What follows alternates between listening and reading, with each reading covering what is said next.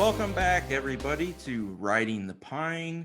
This is, as always, Kyle Martin, aka McBrooklyn48 on Twitter.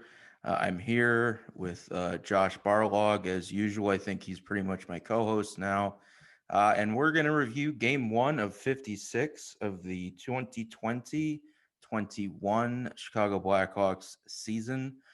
Today did not go, I'm sure, as they had drawn it up on Jeremy Colliton's birthday. But along that note, I think some stuff went down at like 7:30 in the morning. I think it was on Monday this week, maybe Tuesday. I can't remember which day it was, but I just remember literally waking up in bed and being like, "Oh God, Josh is gonna Josh is gonna have a happy day today." Yeah. So Yeah, I before we had get into the somebody game, I had uh, somebody tweet me about that. When the Hawks tweeted out that they extended Jeremy Colliton to 2 years, somebody quote tweeted it and said somewhere, because I had stuff going on Monday, and somebody was like, somewhere in the world, Josh is losing his mind. And I was. yeah. So I mean, other than the fact that you obviously don't like Jeremy Colliton, what were your thoughts on him signing a 2-year extension, which will have him in Chicago, I believe, through the 2022-2023 season? I just like, what warrants you to extend him? Like, what did he do to get an extension? I I'm failing to understand. What is it? The gifted playoff berth that you got last year? Is it how you performed in the playoffs against Edmonton? Like, I'm failing to understand what qualified him to get an extension. Like, what am I missing? Other than that, he's Stan Bowman's guy. Apparently, I don't think there is much. I think, Is well, this is this one of those situations, like we saw this on the other side of town with the Chicago Bears press conference today. They talked so much about collaboration and the ability to get along. Like, is that what we're doing now? We're focusing so much on internal culture that we just don't care about winning games. yeah, I think that is part of something, which is, I think that's, again, not to go down this rabbit hole, but I think just in culture in general, uh, I don't remember who it was. I don't remember if it was Steve Stone or if it was somebody with maybe the Cubs, but and I think it may have been in reference to Joe Madden, even that, um, how do you, with a 21st century player, where you go into the locker room and they're all playing video games, Mm. right? And like the accountability of things. Um, and I think that's an interesting aspect of the roster, the current makeup of the roster, where you've got the veterans who are a part of that winning culture and the old, not even old school really, but just a different mindset, I guess, of what it's like to be in the NHL. I mean, Duncan Keith wasn't playing NHL 2005, I don't think, when he was coming into Right. the league. Yeah. I can't imagine a PlayStation would have been even allowed in the locker room back then. So, um, it's just the players are, I guess, are different, and I think maybe management's trying to figure out how to manage them. Well, Um, that's I mean, the thing is, though, is like, are we really gonna have we really gotten to the point in sports where we're coddling these players? Like, oh no, we need the coach and the players to get along. Like, there's been plenty of teams out there that have won championships that at the time the player hated the coach, and 10 years later the player's like, you know what, I hated his guts, but he's the best coach I ever had. Like, how many times do we hear that? well, I mean, if you remember, and maybe some Blackhawks fans don't, because it's been shit 12 years ago now. Yeah. But when they initially fired Dennis Savard, Patrick Kane was not happy. Hmm. And he did not like Joel Quenneville, because Joel Quenneville was seen as, the father figure that's gonna, give you an ass kicking if you deserve it. Whereas I think Dennis Savard was more of like a friend, Hmm. more than a mentor, if you will. So That's my initial reaction is I wonder if, because we've been talking about we kind of see this going down at least I have anyway, a 2 to 3 a quicker rebuild than most teams in the 2 to 3 year timeline. So, that lines up with his contract. And is it one of those scenarios where if you get to the final year of his deal, do you basically Savard him like they did, and then they bring in the next Quenville that's It's the just actual guy? wouldn't you want somebody way more qualified to mold these young kids? I would, yes. And we'll get into that when we get into the game review tonight, because there were a lot of decisions that Oh were shit, I just got one right off the bat.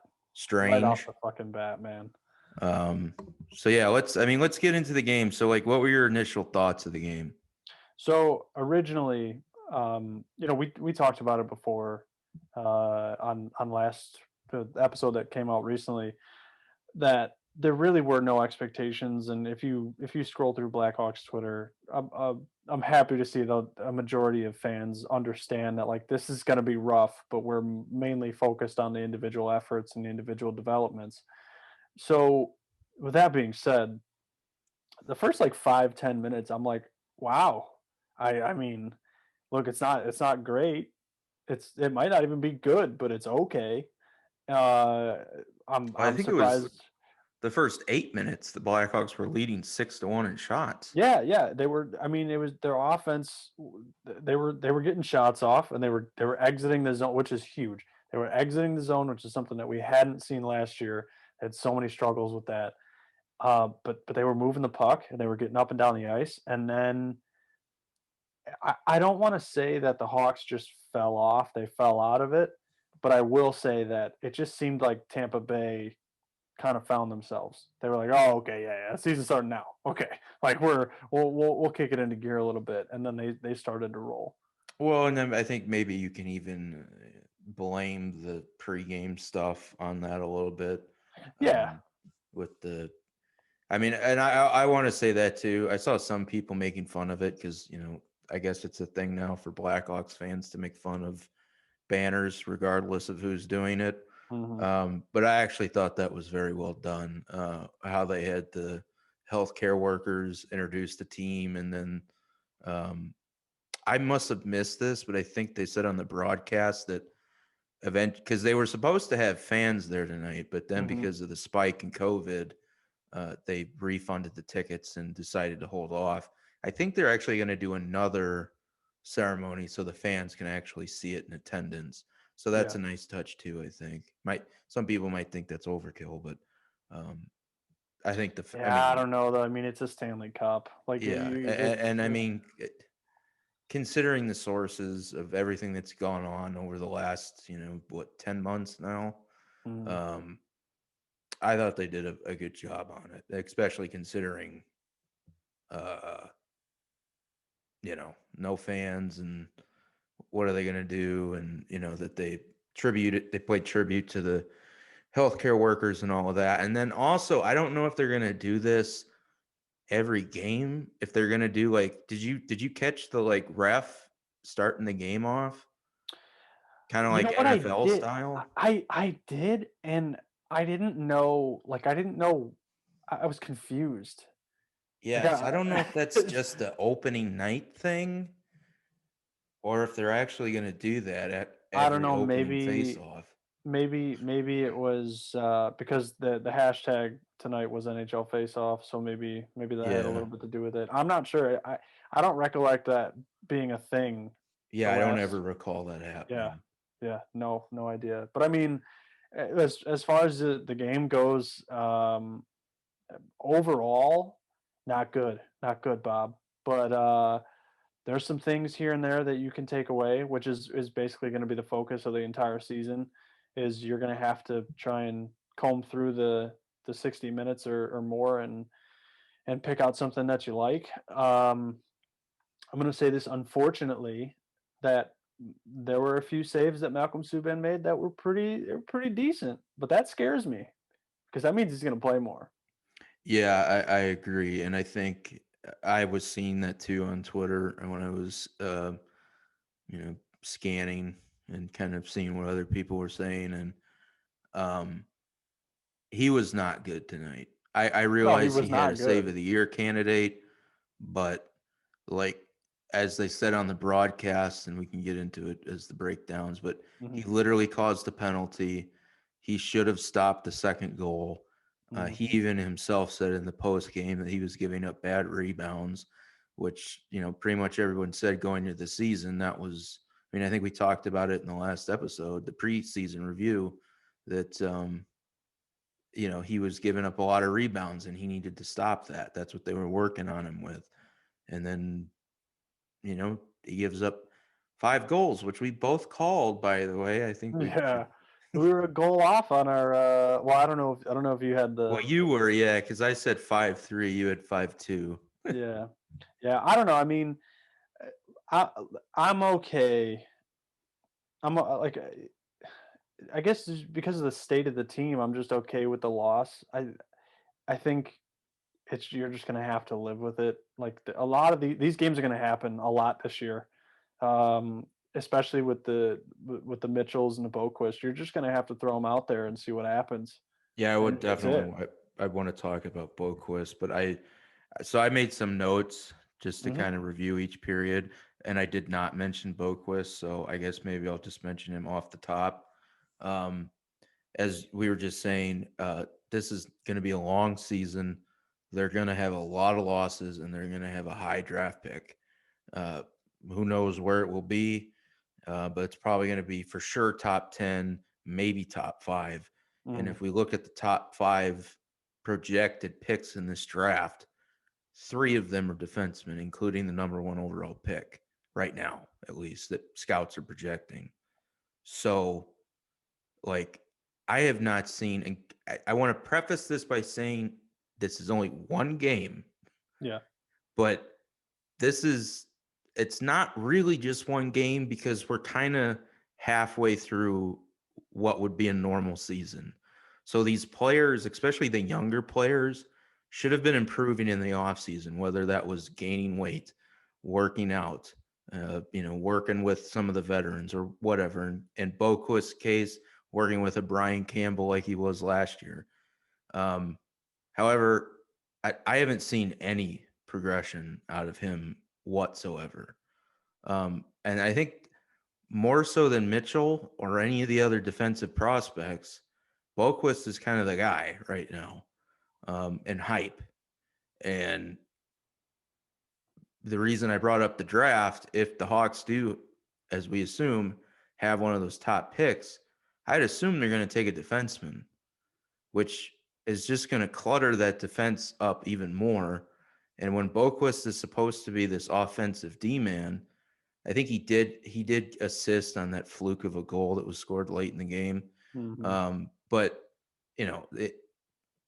whatever you want to say about that, but um, I haven't seen anything. Not only does he have trouble on the defensive side of the game, but where's the offense? I mean, we shit on Gustafson every game, but at least he had moments of offensive prowess, as bad as he was on defense. But we're not even seeing that at Boquist. And again, I know it's one game and he's still only, 20, 21 years old. He can get better. I'm not saying to write him off. I'm just saying that the pressure on him is going to continue and continue to get more and more. So he definitely needs to step up. He needs to learn from Kirby Doc. He needs to learn from Matthew Highmore, who had a hell of a game tonight. He was one of the standouts, but um, yeah, I really want to see more out of Boquist. Um, I got to be honest with you, man. I wouldn't really hold your breath because think about the system. This is where the Colliton thing comes in. I'm not going to go too deep yet, but when you have a system in place that you're prepared to score 9 goals if the other team scores 8, you're going to have defensive zone issues. Like, aside from Duncan Keith and maybe Connor Murphy, you really don't have, and maybe Calvin DeHaan too, but you really don't have defensemen that have this mindset of like I'm here to play defense. Like I'm just here to play defense. If I'm 3 seconds late getting out of my own zone, that's okay because I'm prepared to stick around and play defense in my own zone. Colliton apparently thinks this team can run and gun, and it just hasn't worked. Like that's where you see, and a goaltender like Malcolm Subban is not again. And I'll pump the brakes here. I know it's one game. It's fine. It is what it is. Well, I don't think we need to pump the brakes on Subban because he's He's been in the historically bad. NHL Why since are like we doing this? Like, why? I don't understand why he's getting a shot. Are we? Is this? Are we? Are we giving Malcolm Subban a shot because we know that this is a waste year? I keep trying to look. I think there's definitely something to them wanting the good PR out of it. And I'm not even going to get into it, but and for the record, that's not why I'm against him on the team. But there's definitely something to that. But also, and this is my point, he is statistically he's played 60 games in the NHL. Like his record was like 30. They put it up tonight, and I don't have it in front of me, but it was like 30 and 20 something and something. So he's played about 60 games in the league. That's not a rookie. And he's been in the league since 2013. And we talked about this before when he was with Vegas, that Well, I first mean, season. yeah, but hang on. Think about what you just said, though. He's played 60 games, and he's been in the league since 2013. Something like that, yeah. Because I So think why are we sitting here talking about this guy? He's been in the league 8 years. He's played 60 games. yeah, He's well, I clearly mean, not that's good just enough it. to get a like this whole thing of like him not getting a fair shake. I just like prove it, and he hasn't been able to prove it. Oh yeah, it's the same thing about Brandon Peary, and we can talk about why he's playing. Yeah, I've had people tell me it's because of cap issues, which just is not true. Because if the Blackhawks, one, they don't have cap issues. If they needed to create cap space, they could. They could put Jonathan Taves on LTIR. They could put Zach Smith on LTIR, and they haven't done that. Those two guys combined are $15 million. They do not have cap issues. So we can stop that nonsense. So I don't know. And somebody said, well, I saw somebody on Twitter. Well, it would have been Hagel, but Hagel wasn't ready. It's like, are you kidding? Hagel's been playing in the yeah. Swiss league for like a month, 2 months. What do you mean he's not ready to go? But as far as I'm aware, Peary hasn't been playing anywhere. And Hagel was lighting it up over there. And that, like I mentioned, that doesn't necessarily mean that's going to translate once he comes over.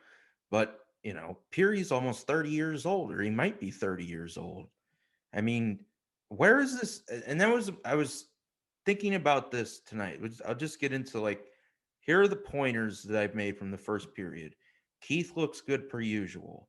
I will take that back. I thought after the first period, he started to play like crap.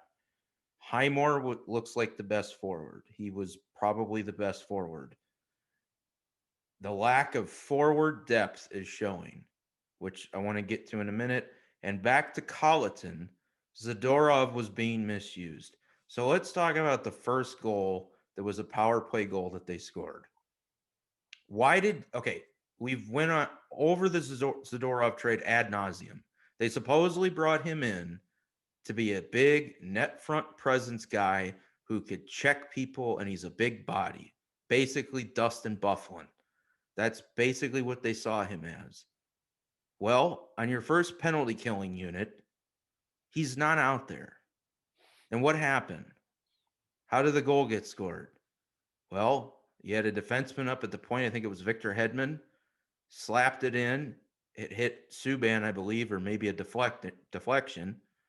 And Palat, in front of the net, gets the puck and scores. And he's standing literally in between both Connor Murphy and Duncan Keith.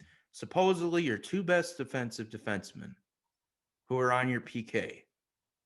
Now, again, you brought Zadorov in to be that to clear the garbage out of in front of the goalie, whoever was there from the other team, to finish checks and to utilize his size. That's why you brought him in. And then he's not on the penalty kill. Now, I will say this.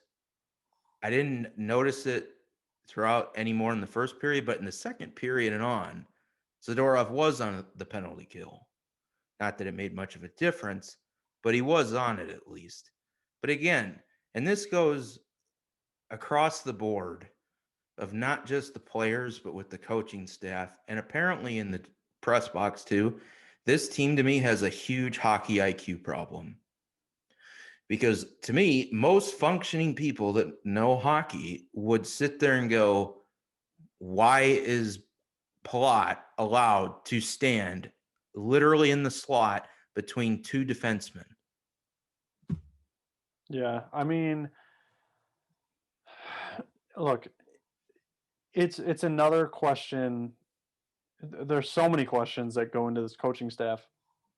You remember when they used to do they still do it, but you remember when Kitchen was behind the bench and Pat and Eddie would talk to him after the second period. Whoa, what are your keys for when he talked, you're like, yeah, this guy knows what he's talking about. Like this, he belongs behind that bench. And it seems like the players really, they pay attention to what he's saying. Dude, I couldn't tell you who this coaching staff is. I really couldn't.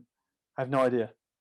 Oh, it's Mark Crawford, who was one investigated last year for supposedly Well, yeah, of abusing course, Mark players. Crawford. But aside from that, like, I Oh well, honestly, it's I well, it's couldn't the tell you. old. It's isn't Sheldon Brookbank still a coach? I believe so, Yeah. but I don't So know. I'm just guessing.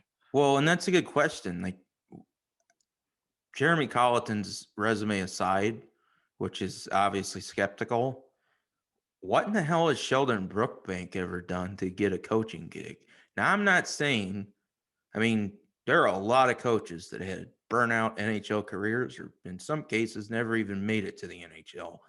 But when you look at like, these are the guys that we're going with: Sheldon Brookbank, Jeremy Colliton, and then Mark Crawford, who, aside from the crap last year that we dealt with, also was literally sued for like criminal assault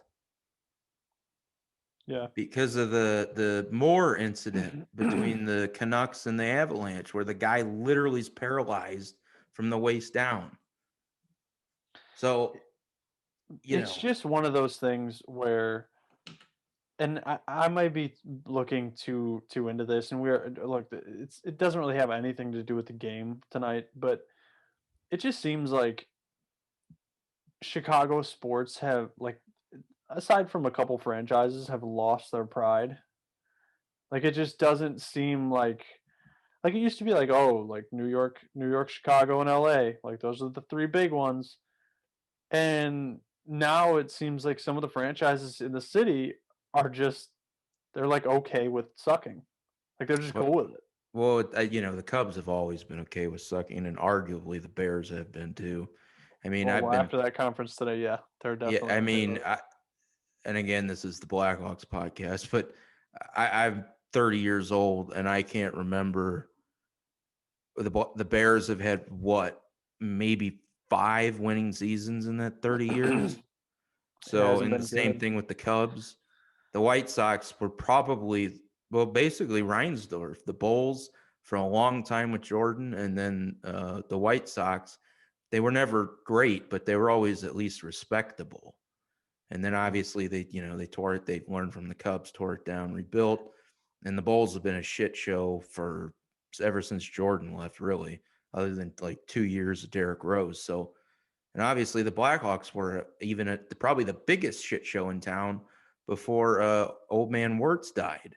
So, I mean, I don't know. It's like a Chicago thing. And like I was joking with somebody, it's like, yeah, man. I mean, other than the White Sox, I mean, the Cubs are going into a rebuild. The Bears are, who knows what the Bears are doing. Denying a rebuild. That's what they're Yeah. doing.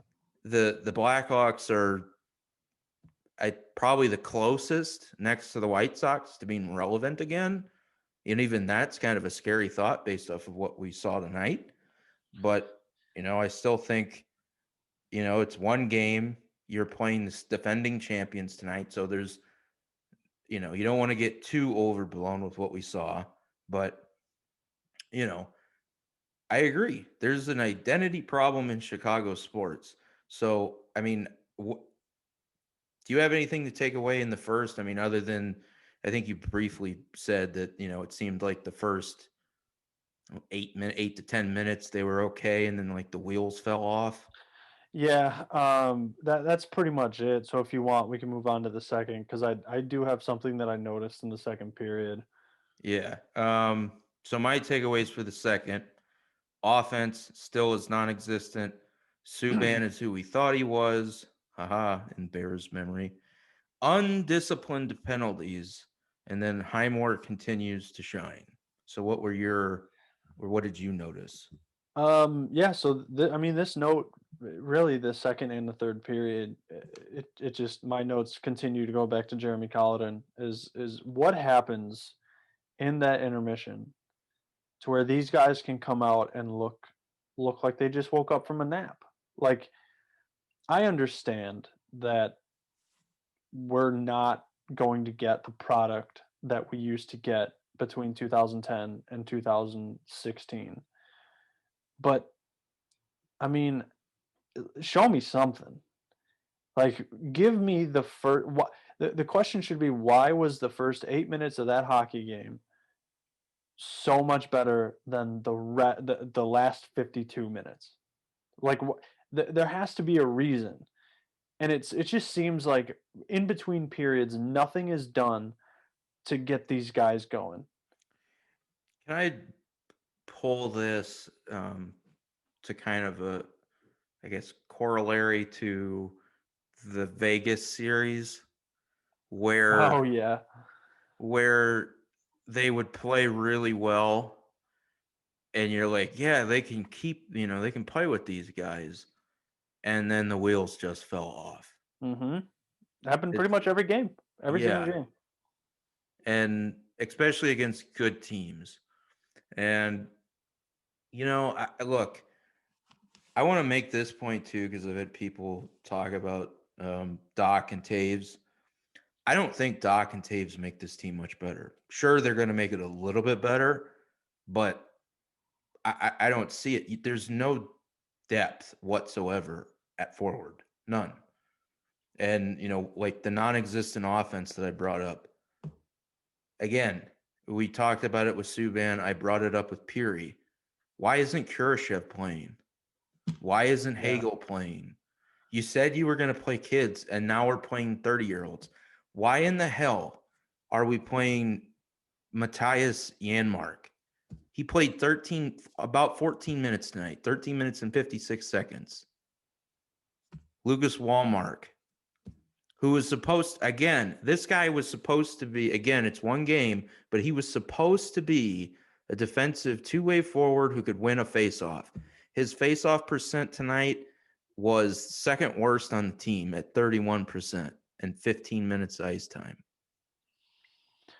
It's That's not good. just like, It's not and, good. and he's 25, 26. So I guess maybe he's on the younger side, but Janmark's almost 30. Carpenter's 30. I mean, what are we doing? Peary only played 12 minutes. I don't understand. And then a lot of the fans. So I guess we can just kind of skip the third period because my notes kind of overlap.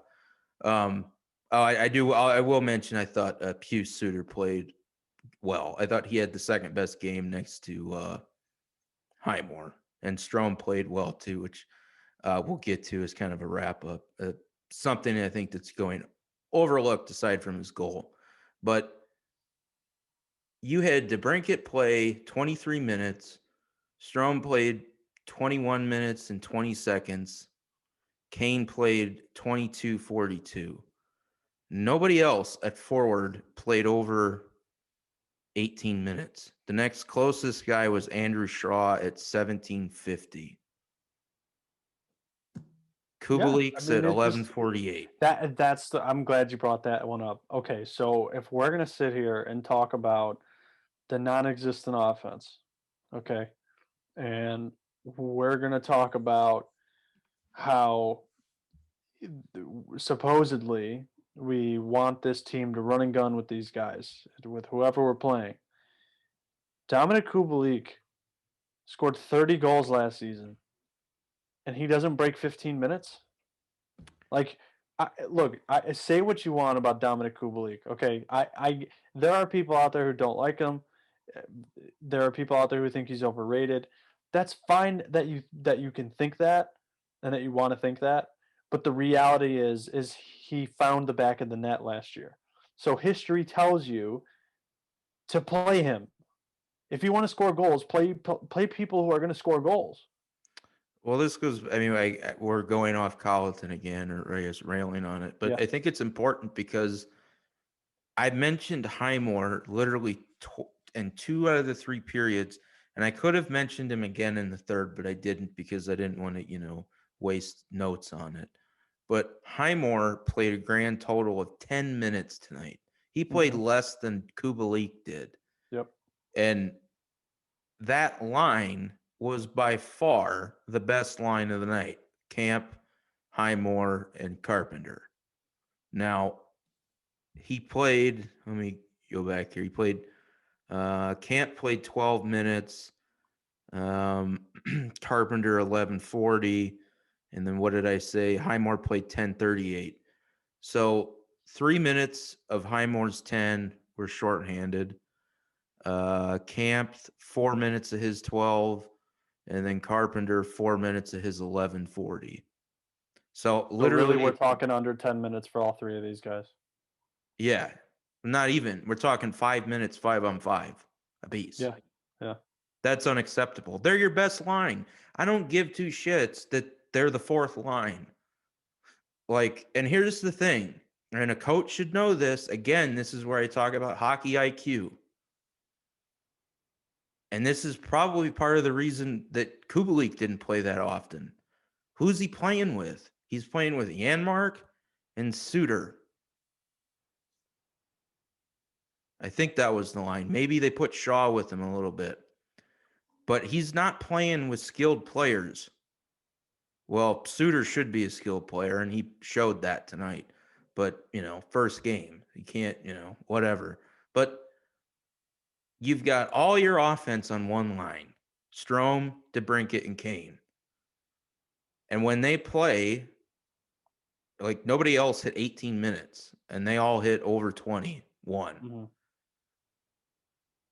And when you don't have Kirby Doc and you don't have Jonathan Taves, so you've got one line, and then you load up all your offense on one line, what's a good team going to do? It's like, well, and this is the same thing that I got into it with people on Twitter on Sunday with the Bears, with Allen Robinson. Everybody knows where the offense is. So your elite players should be able to, create offense. But even so, Kane can't do it by himself. DeBrincat looked like shit tonight. He didn't have a single shot, I don't think. Or if he did, he had one shot. He had I think he had one, but that's the problem here. Do you think I don't remember I don't remember the exact scenario in the game, but it always seems like when Colliton has an opportunity. Okay, so you know how if let's say the second line's buzzing. I mean, they might not be finding the back of the net yet because it's ice cold offensively, but I mean but you can tell they're you can tell jumping. they're jumping. They're your best line, and your third line goes, your fourth line goes, and then you come back for a change, and now is an opportunity you start to feel that momentum swing. But instead of throwing his second line back out there, he throws his first line out there because they're a little bit loaded.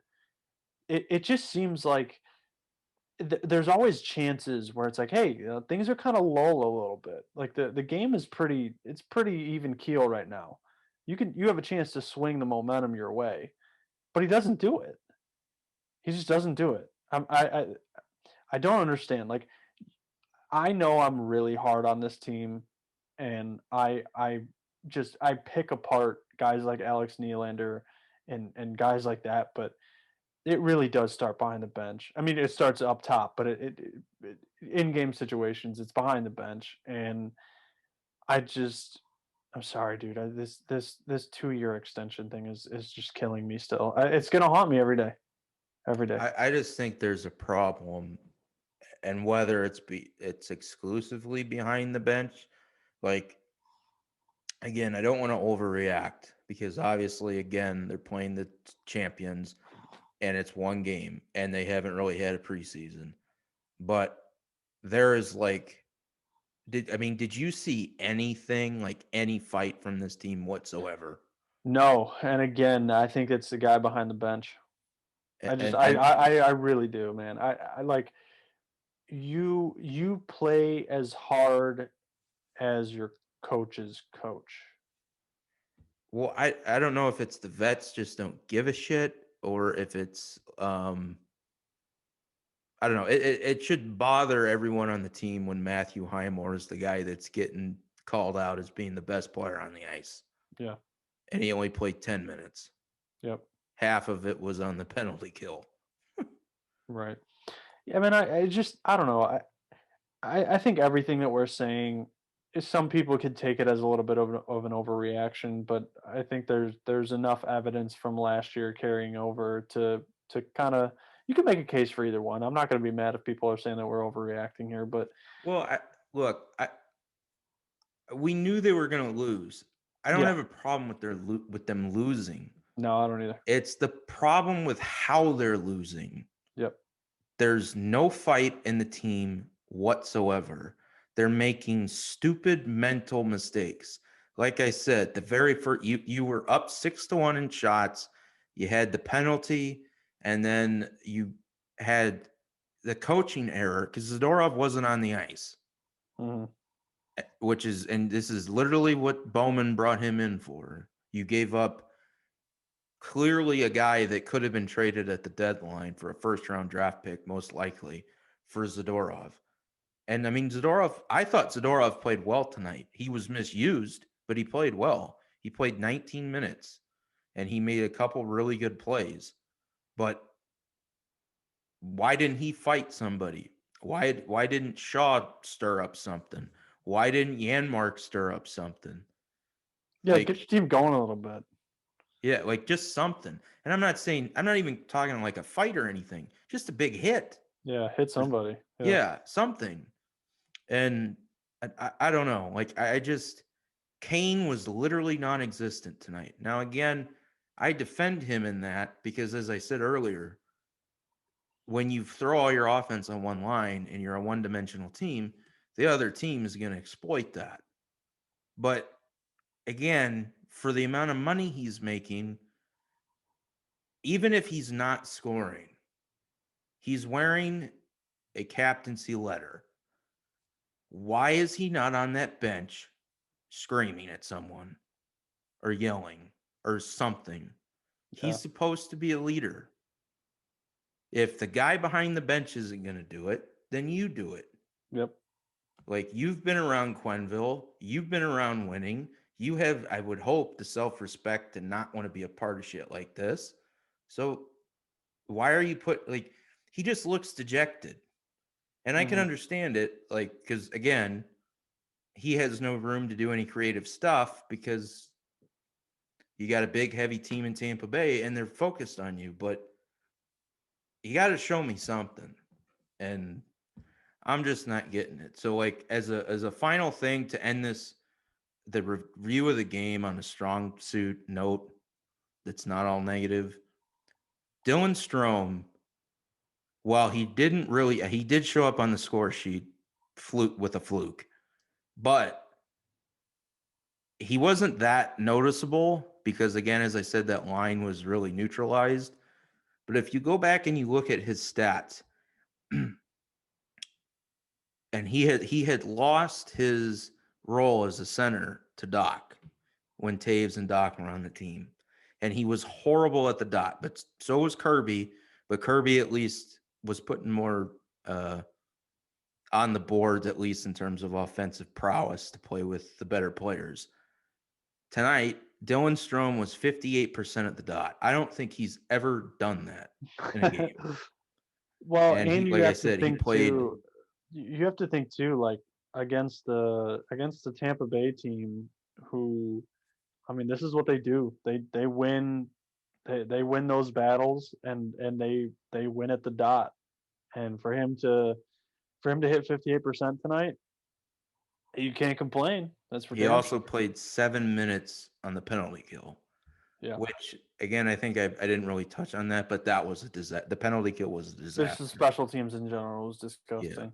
and it's Yeah, it's usually the penalty kill is usually okay. It's the power play that's a mess, but all of it tonight was a mess. And again, they didn't have preseason or anything like that, so I don't want to get too hard on it, but like there were just stupid mistakes that I go to the hockey IQ thing. Like, you're in the show, you should know these things. Like, yeah, but let's preview. So they're playing the Tampa Bay Lightning again on Friday. What do you want to see from them on Friday? What are you looking for? Do you want to see Colin Delia in net? yes. Yes, I think I think pretty much everyone would probably say that's the one thing they want to see is probably Colin Delia in net. Unfortunately, it's not going to be Kevin Lincoln, and like I would prefer, but at least I would prefer to see somebody else other than Subban. Um, Let me ask you this: would you like to see the lines changed? Well, I think that's inevitable. I mean, I don't recall Jeremy Colliton leaving a line alone for more than 2 games. It doesn't happen. He consistently switches this stuff up and never lets these guys gel. So I'm gonna take that for what I already know is gonna be. But see, that's what's funny because he's had the Highmore Camp Carpenter line together for like 6 months because he likes it and for good reason. It does well, but then he didn't play it. Well, that's what I'm saying. Like it's just the line stability, whether it's switching guys or not playing them, is that's where you're at. I mean, look at how many different times. I understand that there's certain points in times like we saw with Quenville too. Like he would load up, like he'd put Taves and Kane out there at the same time.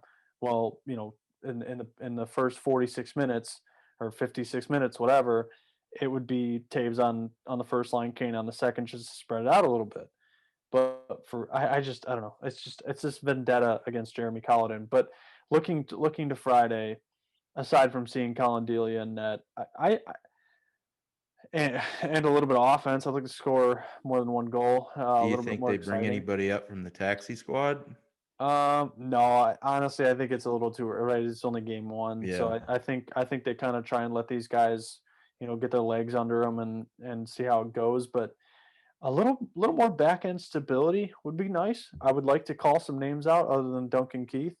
Um, just I know it's turning into an offensive league, but defense is still cool and tough. So a little bit of that would be nice. Yeah, Boquist, I think I mentioned this earlier where it didn't result in a goal, but he completely turned the puck over. He was pinching. It was in the first period, I believe. Yeah, it was in the first period. He was pinching and he went down behind the net. And then he tried to outlet the pass up to Dahan, who was up at the blue line, and completely missed Dahan, which led to a 2-on-1 the other way. That's the kind of stuff that's like hockey IQ. That's like what I'm talking about. You don't throw the puck when there's like three guys swarming your one defender on the blue line Yeah. because I don't you're a even necessarily defender. know if that's a hockey IQ thing. I think that's just a numbers thing. Like, Well, I mean, maybe don't throw it yeah, there. yeah, it's an IQ thing, I guess. Like Yeah, just in general. you're gonna get picked off basically, Yeah. and then I mean, I guess it wasn't picked off because I don't know if it just missed the Han or if it hit the end board or what, and it just trickled out and they hit the odd man rush. But the Han got undressed because he was in poor positioning on it, And, that's not necessarily completely his fault because, Boquist screwed up. But in the same time, when you're a veteran, you're the guy that's got to be communicating out there and making those things. And then I don't know about these defensive pairings. So they've got Keith with Murphy, Zadorov with Boquist, which surprisingly played the best tonight. And then DeHaan with Mitchell, and Mitchell got benched at points of the game. He I only gotta be played. honest with you. My pairings, in no particular order, um, I don't mind the Zadorov and Boquist. I think I would switch. I'd put Mitchell with Keith.